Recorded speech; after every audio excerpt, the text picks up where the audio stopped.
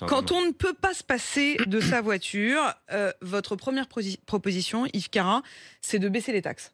Heu, Baisser les taxes, ce serait l'idéal. Maintenant, il y aura une question à poser à monsieur le maire qui va être votre invité. Est-ce qu'on peut baisser les taxes, mettons, de 25 perdre 10 milliards sur le budget de l'État, puisque les taxes du carburant rapportent 40 milliards, sans augmenter d'autres impôts pour compenser ces pertes? Voilà, c'est ça la vraie question. Emmanuel, ça, ce serait jouable ou pas? C'est-à-dire que la facture commence à devenir totalement hallucinante. Alors moi, franchement, je trouve qu'il y a un moment où il faut quand même aussi savoir s'arrêter. C'est-à-dire que il y a déjà eu des moments où l'essence coûtait cher en France.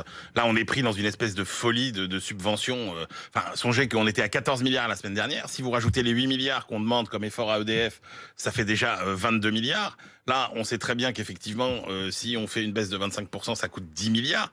Mais Alors je veux dire, attention, certains candidats, par exemple, puisqu'évidemment c'est un des sujets qui s'invite dans la campagne, ils disent c'est pas une perte de 10 milliards, c'est un moins gagnant, puisque de toute façon, en ce moment, l'État gagne beaucoup d'argent sur les taxes sur l'essence. Ah bah, si, c'est une perte quand même, parce que de toute façon, le budget de l'État est calculé sur, grosso modo, ces 40 milliards qui sont gagnés depuis quelques dizaines d'années sur le prix des carburants. Donc, ce sera une perte. Pour nombre d'entre vous, c'est du racket organisé. C'est carrément l'expression que vous utilisez, Thierry. Bonjour Thierry.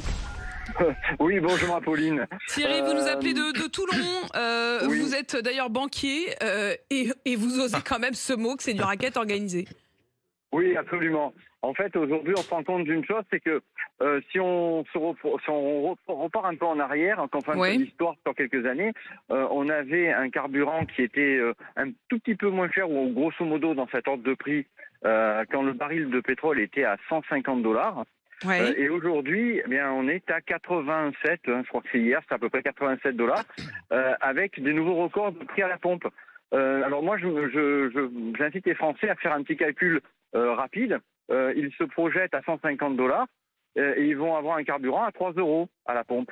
Donc Comment ça se il y a fait qu'à une époque, ce que vous voulez dire Thierry, c'est qu'il y a un Ben oui, moment où le exactement. prix au baril, c'est-à-dire vraiment au début était de la quasiment chaîne, 2 fois plus cher. était 2 fois plus cher, mais le prix à la pompe était moins cher. Emmanuel, ça veut quand même dire qu'effectivement le problème c'est les taxes, non?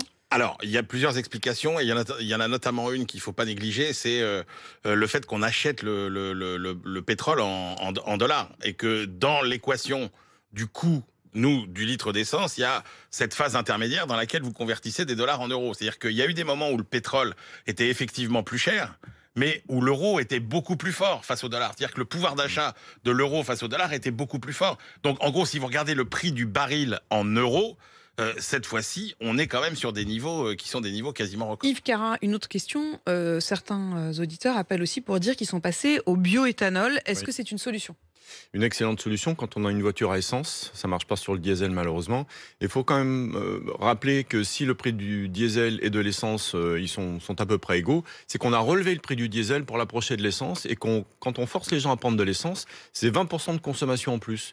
Donc tout ça, ça pèse aussi maintenant, aujourd'hui, lorsque le prix de C'est l'essence un est vrai très choix élevé. politique, ça, qui a été fait. Il y a un choix politique maintenant qui pèse énormément.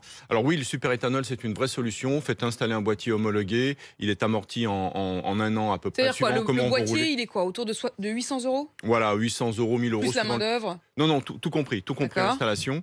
Et c'est une vraie économie de carburant sur plusieurs années. Là, il n'y a pas photo. Quand vous voyez les litres qui tournent plus vite que les euros, c'est vachement bien.